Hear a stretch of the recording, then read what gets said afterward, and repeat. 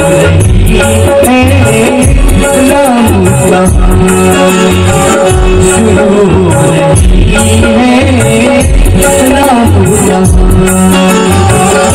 महिमा तुम्हारी वेद बखानी, महिमा तुम्हारी वेद बखानी, तुलसी की वाणी शुरू हो रही है राम कहानी, शुरू हो रही है राम कहानी।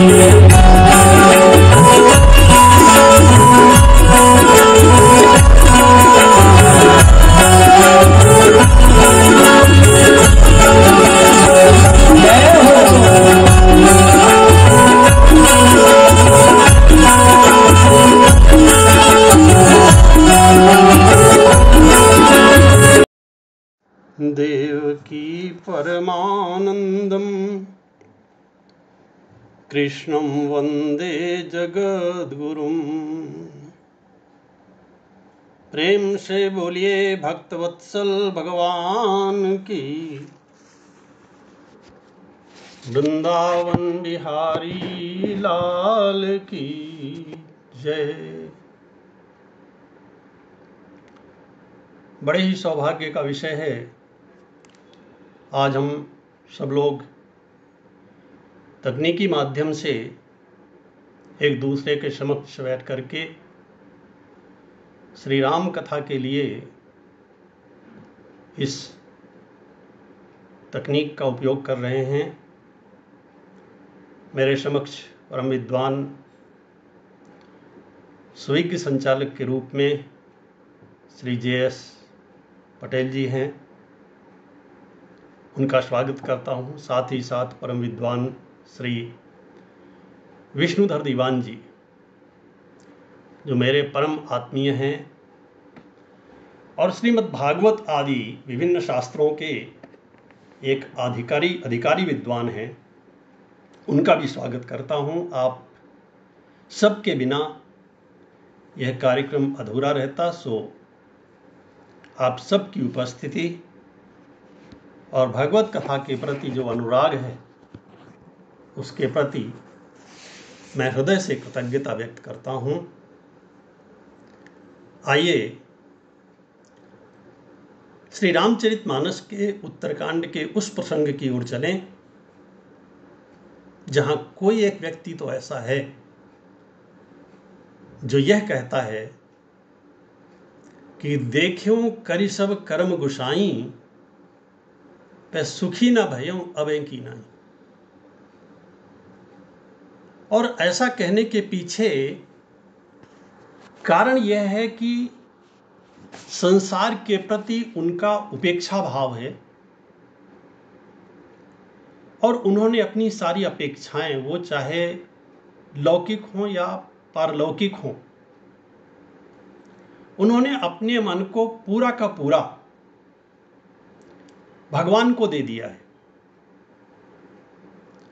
वे भगवान के बाल रूप का ध्यान करते हैं, भगवान के परम पावन नाम का जप करते हैं, उनकी मानसिक पूजा करते हैं और साथ ही साथ भगवान के भजन में उन्मत्त होकर के आनंदित रहते हैं। साथ ही साथ भगवान की कथा भी कहते हैं। ऐसे श्री काकभूषण जी महाराज के प्रति हृदय से प्रणाम निवेदन करते हुए आइए इस विषय पर थोड़ा सा विचार करते हैं। ऐसा वे क्यों करते हैं? कोई ऐसा भी कह सकता है कि हम तो ऐसा नहीं कर सकते, तो हमने कब कहा कि आप ऐसा करिए? हम तो ये कहते हैं कि हमारे पास 3 चीजें हैं। देखो, हमारा तन है, मन है और धन है। संसार को चाहिए हमारा तन और हमारा धन। संसार को मन नहीं चाहिए, और भगवान को हमारा तन नहीं चाहिए। इतने गंदे शरीर को लेके भगवान क्या करेंगे? इस शरीर को तो कोई तपस्वी सन्यासी भी स्पर्श करना पसंद नहीं करता। आपने देखा होगा बहुत सारे संत ऐसे हैं जो कहते हैं दूर से ही प्रणाम करो, मेरे पास आने की आवश्यकता नहीं है। क्यों? क्योंकि इस शरीर का स्पर्श करने से बहुत सारे दोष हैं जो मुझ में हो जाएंगे। तो जिस गंदे शरीर को योगी जन नहीं स्वीकार करते, तपस्वी जन स्वीकार नहीं करते, भगवान इस शरीर को लेके क्या करेंगे? और अगर हम भगवान को धन भी देना चाहें तो जिनके चरणों में साक्षात महालक्ष्मी विराजमान हैं, उन भगवान को धन से प्रसन्न किया जा सकता है? नहीं, उन्हें केवल और केवल हमारा मन चाहिए। वे तो सारे संकोच को छोड़ करके हमसे कहते हैं अपना मन मुझे दे दो। भगवान श्री कृष्ण ने अर्जुन से गीता में कहा, मय्येव मन आधत्सो मयि बुद्धिम निवेशय। अर्जुन, तू अपने मन को मुझ में लगा दे और अपनी बुद्धि को मुझ में लगा दे, फिर क्या होगा? बोले निवशिष्यसि मयि एव, फिर तू मेरे में ही निवास करेगा।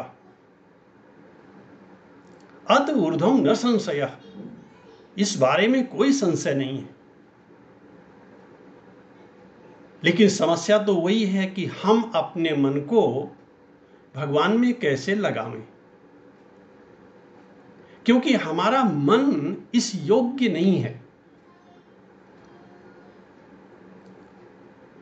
गोपियों ने अपना पूरा का पूरा मन भगवान में लगाया,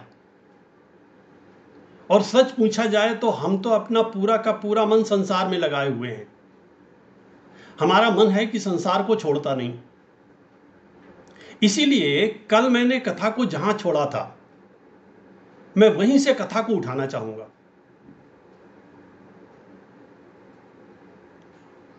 बहुत ध्यान से सुनेंगे तो तथ्य को पकड़ पाएंगे, अन्यथा कई बार इस कथा के साथ ऐसा भी हो चुका है कि मैं कहना कुछ चाहता हूं और श्रोता ने कुछ और समझ लिया है। सो आपसे मेरा विनम्र निवेदन है कि जब मैं ये कहता हूं कि नवारे जायायै कामाय जाया प्रिया भवति, आत्मनस्तु कामाय सर्वं प्रियम भवति। पत्नी पत्नी है इसलिए प्रिय नहीं होती है क्योंकि उससे हमें हमारे स्वार्थ की सिद्धि होती है, इसलिए वो हमें अच्छी लगती है। और कहीं अगर हमारे स्वार्थ की सिद्धि ना हो तो फिर क्या होता है, ये तो मुझसे ज्यादा आप लोग अच्छी तरह जानते हैं कि दोनों के एक दूसरे से अलग होने में अथवा वह जघन्य कृत्य करने में जो कभी नहीं करना चाहिए, अधिक समय नहीं लगता है। क्यों होता है ऐसा? क्योंकि संसार के सारे संबंध, वो संबंध चाहे पिता पुत्र के हों, चाहे पति पत्नी के हों, चाहे भाई भाई के हों, वे सारे के सारे संबंध स्वार्थ के संबंध हैं। ये संबंध परमार्थ के नहीं हैं। गोस्वामी जी महाराज कहते हैं कि स्वार्थ मीत सकल जग माही, और सपन्यु प्रभु परमारथ नाही। बहुत ध्यान से सुनने की बात है कि सपन्यु प्रभु परमारथ नाही। कोई कह सकता है, अरे भाई हम लोगों का तो इतना प्रेम है आपस में, आप कैसी बात करते हैं? भैया, जिसे आप प्रेम कहते हो वह प्रेम नहीं है, तो फिर क्या है? उसे यादो तो आप राग कहो तो ठीक है, या मोह कहिए तो ठीक है, वह प्रेम नहीं है। क्यों? राग क्यों है? राग इसलिए है क्योंकि राग की परिभाषा है। राग कहां से होता है? महर्षि पतंजलि योग शास्त्र में लिखते हैं, सुखानुसई रागा। जहां जहां से हमें सुख मिलता है वहां वहां से हमें राग हो जाता है।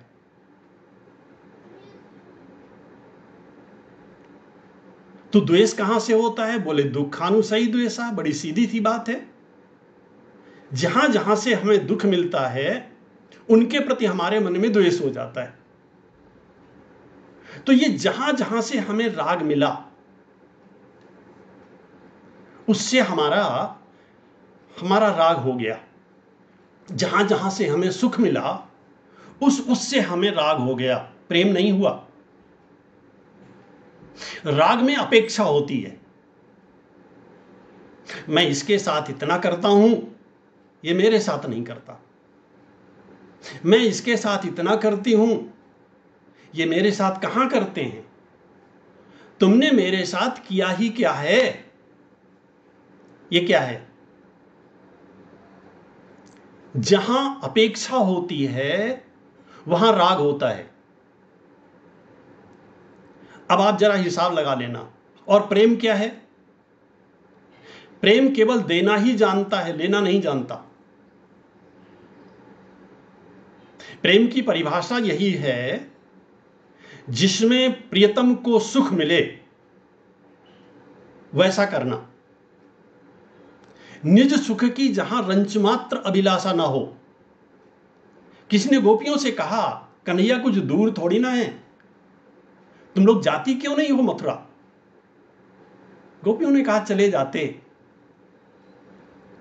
लेकिन कहीं हमारे जाने से कृष्ण को कष्ट ना हो, इसलिए नहीं जाती। हम कष्ट सहेंगी, उनका वियोग सहेंगी, लेकिन उन्हें दुखी नहीं करेंगी। जिसमें प्रियतम को सुख देने की अभिलाषा हो और कोई अपेक्षा ना हो। संसार के किसी संबंध में ऐसा है क्या? किसी संबंध में ऐसा नहीं है। इसीलिए सच्चे प्रेम का जो पात्र है वो केवल परमात्मा है। और क्यों है परमात्मा सच्चे प्रेम का पात्र? क्योंकि वह प्रेम स्वरूप है। अगर कोई ये पूछे कि भगवान कैसे हैं, तो आप क्या बताओगे? भगवान प्रेम स्वरूप हैं, और इसकी सबसे बड़ी पहचान यह है कि भगवान को केवल और केवल प्रेम से पाया जा सकता है। अग जग में सब रहित विरागी। महाराज ठीक है, सारे संसार में वो रहते हैं, लेकिन उन्हें कैसे पावें? भोलेनाथ भगवान शंकर कहते हैं कि अग जग में सब रहित विरागी, प्रेम ते प्रभु प्रगटे जिमियागी। जो व्यक्ति भगवान से प्रेम करता है वह जीवन में कभी दुखी नहीं होता। जिसके मन में राग होता है, जिसके मन में मोह होता है, जिसके मन में आसक्ति होती है, वह सदैव दुखी रहता है। सो संसार में प्रेम किसी से हो नहीं सकता, क्योंकि संसार में प्रेम है ही नहीं। प्रेम कभी भी घटता नहीं है। एक बार हुआ तो बढ़ता ही रहता है। प्रेम कभी बदलता नहीं है। प्रेम में कभी परिवर्तन नहीं होता। क्या संसार में ऐसा कुछ होता है? संसार में जो होता है वह राग है। जो संसार से हो वो राग, और जो भगवान से हो वो अनुराग। और उसी को प्रेम कहते हैं। और गोस्वामी जी महाराज कहते हैं कि बिन मिलहि न रघुपति बिन अनुरागा किए कोटि जप योग विरागा। और भगवान कहते हैं कि निर्मल मन जन सो मोहि पावा मोहि कपट छल छिद्र न भावा। जब तक हमारा मन निर्मल नहीं होगा तब तक भगवान नहीं मिलेंगे। तो महाराज मन निर्मल कैसे होवे और मन की गंदगी क्या है? ये जो विषयों के संस्कार हैं हमारे मन पर न मालूम कितने जन्मों से पड़े हुए हैं। हमने आपने बहुत सारे जन्म लिए हैं। भगवत गीता में लिखा है बहुनी में व्यतीतानि जन्मानि तव चार्जुनो। और हर जन्म में भोगों को भोगा है। कल मैंने चर्चा किया था हमें जो भोग मिलते हैं वे तो सेकंड हैंड होते हैं। पशु पक्षियों के जीवन में भोग की प्रधानता है। हम जिस किसी भी शरीर में रहे हैं उस शरीर में रहने के समय हमारे मन में जो भोग के संस्कार बने हैं वे संस्कार लेकर के हम इस शरीर में आए हैं। क्योंकि यह जो शरीर हमारा है जो दिखाई देता है इसे कहते हैं स्थूल शरीर। इस शरीर के अंदर एक शरीर और रहता है उसका नाम है सूक्ष्म शरीर। उस सूक्ष्म शरीर के अंदर एक शरीर और रहता है उसका नाम है कारण शरीर। और उस शरीर के अंदर हम रहते हैं। कितना सुरक्षित रखा है भगवान ने हमें। सबसे बाहर स्थूल शरीर, उसके अंदर सूक्ष्म शरीर और उसके अंदर कारण शरीर। ये जो स्थूल शरीर है ये तो पंचभूतों से बना हुआ है। क्षिति जल पावक गगन समीरा पंच रचित अति आधाम शरीरा। पंच तत्वों से बना हुआ यह जो शरीर है इस शरीर को तो कुछ समय बाद घर वाले उठा करके ले जाएंगे और क्या करेंगे? हाँ वही करेंगे जो सबके शरीरों के साथ होता है। मृत शरीरम उत्सृज्य, महाभारत में लिखा है, मृत शरीरम उत्सृज्य काष्ठलोष्ट श्रमम छितौ। लकड़ी और मिट्टी के ढेले की तरह लोग जाएंगे कहीं गंगा किनारे, किसी नदी के किनारे, किसी श्मशान घाट में जाकर के उसे जला देंगे। विमुखा बांधवाः यान्ति, इसके बाद जो हमारे बंधु बांधव हैं वे वापस लौट आएंगे। तो महाराज कोई साथ में जाएगा? बोले कोई साथ में नहीं जाएगा। एक तत्व है जो साथ में जाएगा, धर्मस्तमनुगच्छति। केवल धर्म ही आपके साथ जाएगा। और जानते हैं ये धर्म क्या है?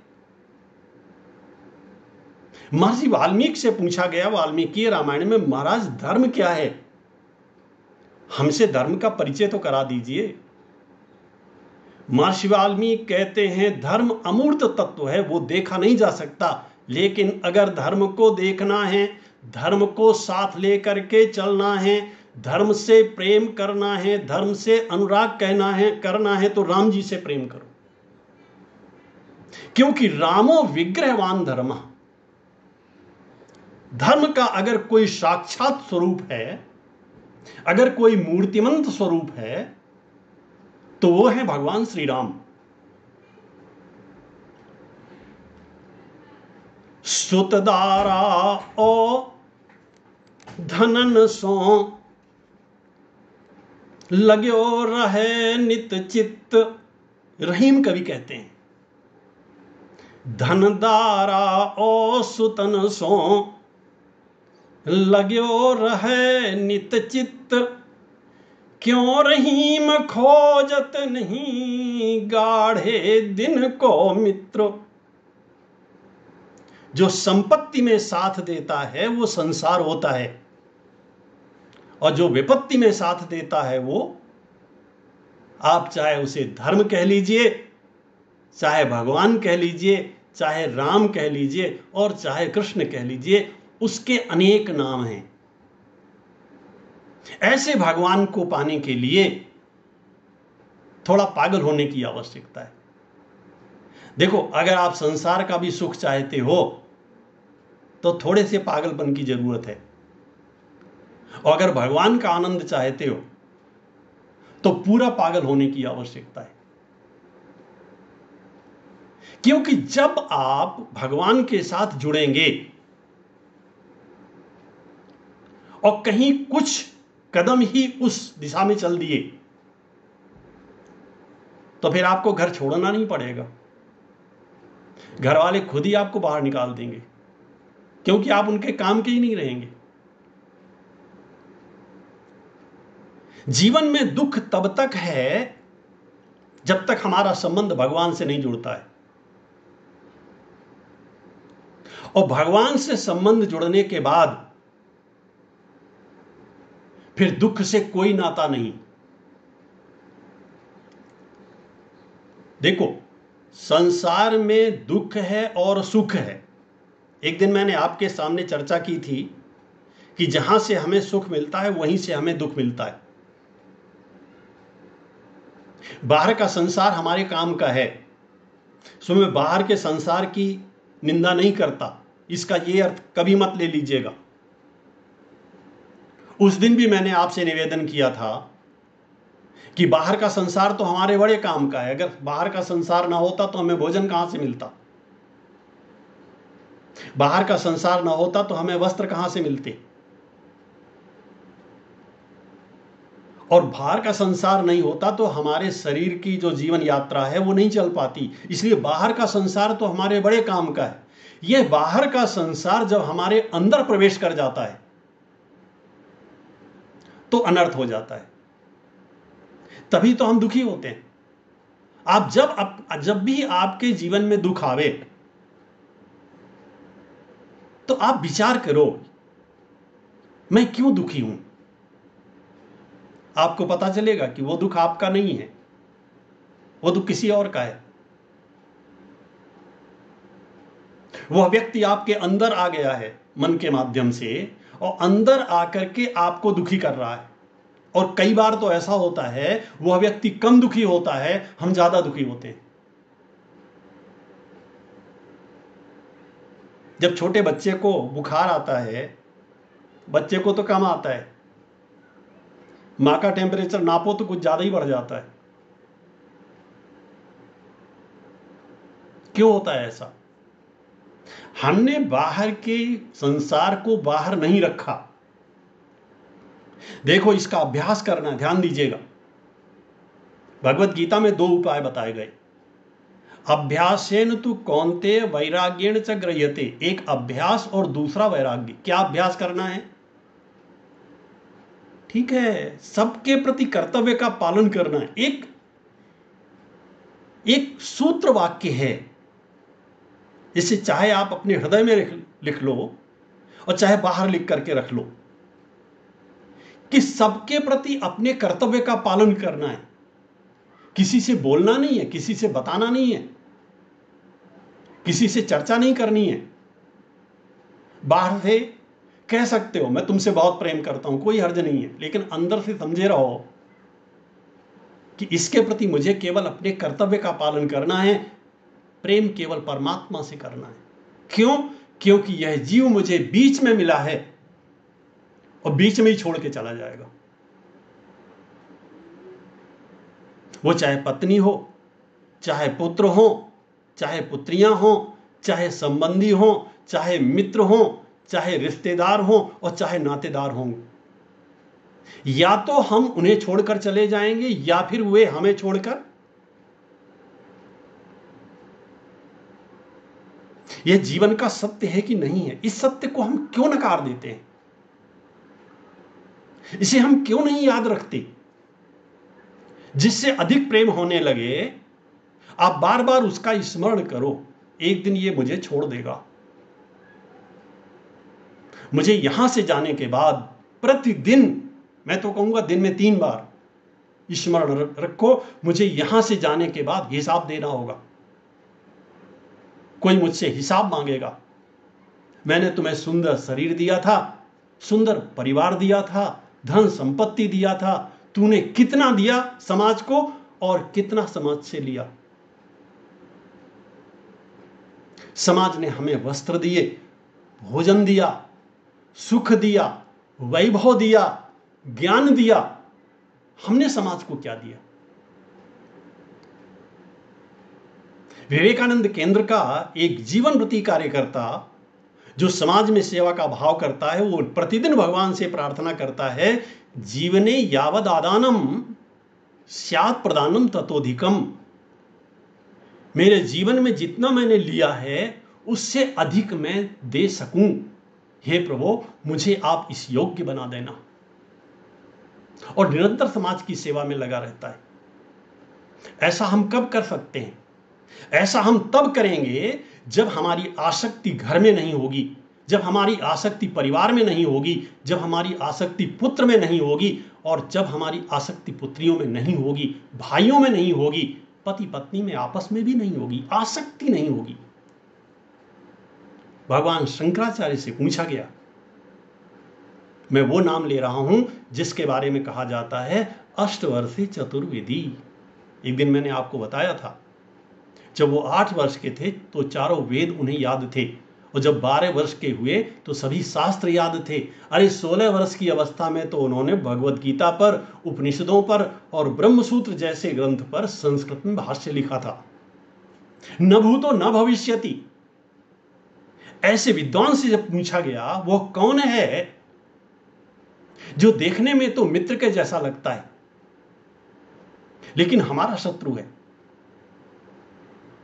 प्रश्न को फिर दोहराता हूं, उनसे पूछा गया, वह कौन है जो देखने में तो हमारा मित्र के जैसा लगता है लेकिन वास्तव में हमारा शत्रु है? उन्होंने कहा, वह कोई और नहीं है, अगर धर्म के कार्य में आगे न बढ़ावे, धर्म के कार्य में धन संपत्ति को न लगाने देवे, तो आपका बेटा ही है। जिसके लिए आप, जिस किसी के लिए आप पाप कर्म करते हो, वही आपका शत्रु है। महर्षि वाल्मीकि तो बड़े भाग्यशाली थे, उनके घर वालों ने कह दिया, तुम्हारे पाप कर्म से हमें कोई लेना देना नहीं है। आज तो व्यक्ति पाप का पैसा लेकर के आता है और पत्नी बड़े प्रेम से रखती है और घर में उत्सव मनाया जाता है। हम कौन थे? ऋषियों की संतान हैं हम, अमृतस्य पुत्राः, हम भगवान के अंश हैं और ऋषियों की संतान हैं। हम उन ऋषियों की संतान हैं जो चक्रवर्ती सम्राट थे। ये विश्वामित्र, ये वशिष्ठ, ये च्यवन ऋषि, ये कौन थे? ये कश्यप, जो चक्रवर्ती सम्राट थे, और चतुर्थ अवस्था आते आते उन्होंने तत्काल निर्णय लेने में उन्हें 1 मिनट नहीं लगा और सब कुछ छोड़ दिया। हमने जीवन में केवल एक अभ्यास किया, हमारी वृत्ति धन में लगी, तो फिर अब रुपया गिनने में जितना आनंद आता है उतना आनंद कहीं नहीं आता। आज तो लोगों को पाप कर्म करने में भी जितना आनंद आता है उतना पुण्य कर्म करने में नहीं आता। अगर पुण्य में धन लगाना हो, धर्म में धन को लगाना हो, वर्षों याद रहता है मैंने इतना दिया था, लेकिन भोग में कितना खर्च किया 4 दिन बाद पहले का भी याद नहीं है। हम कौन थे, क्या हो गए हैं और क्या हो गए अभी, हमारी स्थिति क्या थी, वर्तमान में हम क्या हैं, आगे हम कितना गिरेंगे। लोग कहते हैं कलयुग आ गया है, यह कलयुग का प्रभाव है। निश्चित रूप से अगर कलयुग आपके गांव में आ गया है, आप उसे अपने घर में मत आने दीजिएगा। आप चाहें तो ऐसा कर सकते हैं, जो जीव परमात्मा का अंश है वह केवल परमात्मा से जुड़ा रहे, उसका कलयुग क्या बिगाड़ सकता है। कलयुग किस दिन आया, बड़ी बड़ी प्यारी बात है श्रीमद् भागवत में। कलयुग इस धराधाम पर किस दिन आया? कलयुग इस धराधाम पर उस दिन आया जिस दिन भगवान श्री कृष्ण ने इस पृथ्वी लोक को छोड़ दिया। ठीक उसी दिन कलयुग आ गया। सो हमारे आपके जीवन में कलयुग कब आएगा? जब भी हम भगवान को छोड़ देंगे। हमने भगवान को छोड़ा नहीं कि कलयुग आ जाएगा। अगर कोई सबसे बड़ा पाप है वो है भगवान का विस्मरण, और संसार में सबसे बड़ा पुण्य है वो है भगवान का स्मरण। अपनी बात नहीं कह रहा, वर्तमान काल के बहुत बड़े संत और बहुत बड़े विद्वान, गीता पर तो ऐसा व्यक्ति न भूतो न भविष्यति, परम पूज्य स्वामी राम सुखदास जी महाराज कहा करते थे, अगर धर्म करने के लिए धन कमा रहे हो तो उससे अच्छा है बैठ करके भगवान के नाम का जप करो। फिर से सुन लेना, अगर धर्म करने के लिए धन कमा रहे हो, धर्म करना बहुत अच्छा है, इसका अर्थ यह मत ले लीजिएगा कि तो फिर धर्म करने की क्या आवश्यकता है। नहीं नहीं, धर्म करना है, पुण्य कर्म करना है, सत्कर्म करना है, लेकिन यदि उससे भी अच्छा कुछ है तो वो है अकेले में बैठ करके भगवान के नाम का जप करना। हमारे कुछ संत तो ऐसे हैं जो अपने शिष्यों को कथा कहने को भी मना करते हैं, नहीं कथा मत करो। महाराज क्या करें? बोले बैठ के भगवान के नाम का जप करो, इसी से तेरा कल्याण होगा। अगर दोनों में तुलना की जाए, मुझे कोई संशय नहीं है इस बारे में, अगर दोनों में कोई तुलना की जाए कि कथा अच्छी कि भगवान के नाम का जप करना अच्छा, तो मैं कहूंगा बैठ करके भगवान के नाम का जप करना अच्छा। लेकिन भगवान की कथा हमें सही मार्ग की ओर ले जाती है। हमारे अंदर जो अज्ञान संस्कार भरे हुए हैं उन संस्कारों को मारती है और सत संस्कारों को स्थापित करती है। जैसे खेती में हम दो ही काम तो करते हैं, खेत में जो कुछ भी विजातीय है वो सब निकल जाए और हम जो कुछ बोना चाहते हैं वो स्थिर होकर के रह जाए, उत्तम खेती है। भगवान की कथा दोनों कार्य करती है। सो भूल करके भी भगवान की कथा सुनना बंद मत कर देना, भगवान की कथा पढ़ना बंद मत कर देना। मेरे कहने का ये आशय बिल्कुल नहीं है, मैं केवल ये कहता हूं कि अपने मन को शुद्ध और पवित्र करने के लिए मैं जिस विषय में घुसना चाहता हूं, आपको बताऊं उस विषय में मैं जा ही नहीं पाता और समय निकट हो जाता है। फिर भी मुझे अच्छा लगता है कि मैं जो कुछ भी बोलता हूं आपके साथ में हृदय से बोलता हूं। मन एव मनुष्याणाम कारणम बंध मोक्षयो। मन यदि गंदा है, मन यदि राग से जुड़ा हुआ है, मन यदि आसक्ति से जुड़ा हुआ है, मन में अगर मोह है, मन अगर संसार से जुड़ा हुआ है, आप समझ लीजिए हम बंधन में पड़े हुए हैं। और अगर ये बंधन थोड़ा सा ढीले हो गए, हमारा यही मन अगर भगवान की ओर मुड़ गया। राम जी के पास शूर्पणखा गई, शूर्पणखा ने कहा मैं आपसे विवाह करना चाहता हूं। राम जी ने कहा पक्का, ठीक से सोच के आइए, मुझसे नाता बनाना तो पूरा का पूरा बनाना, पूरा मन है तेरा। शूर्पणखा ने कहा नहीं, मन माना कछु। महाराज आपका सौंदर्य देख करके मेरा मन थोड़ा थोड़ा, तो भगवान ने कहा अभी जा, जब तेरा पूरा मन माने तब मेरे पास आना, मैं तुझे भी स्वीकार कर लूंगा। और श्रीमद् भागवत की गोपियों में आपको आश्चर्य लगेगा, एक शूर्पणखा भी है। अब वो ऐसा नहीं कहती कि मन माना कछु तुम्हें निहारी, अब वो कहती है ऊधो मन नाही 10-20, ऊधो मन नाही 10-20, एक हतो सो गयो श्याम संग, एक हतो सो। उद्धव एक मन था, वो चला गया। कहां चला गया? बोले वो कन्हैया के पास चला गया। अब बिना मन के हम क्या करें?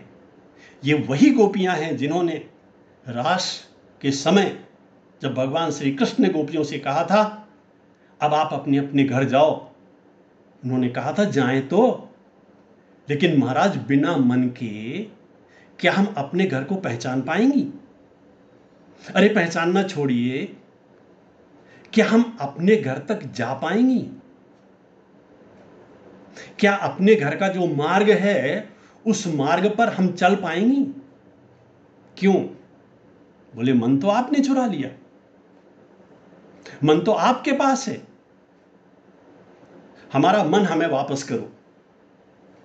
बहुत प्यारी बात गोपियों ने कही। उन्होंने कहा कन्हैया आप अपना हमारा मन हमें वापस कर दो। कन्हैया ने कहा देखो, जिसका मैं एक बार मन लेता हूं उसे फिर देता नहीं हूं। सो ऐसा भगवान क्यों कहते हैं?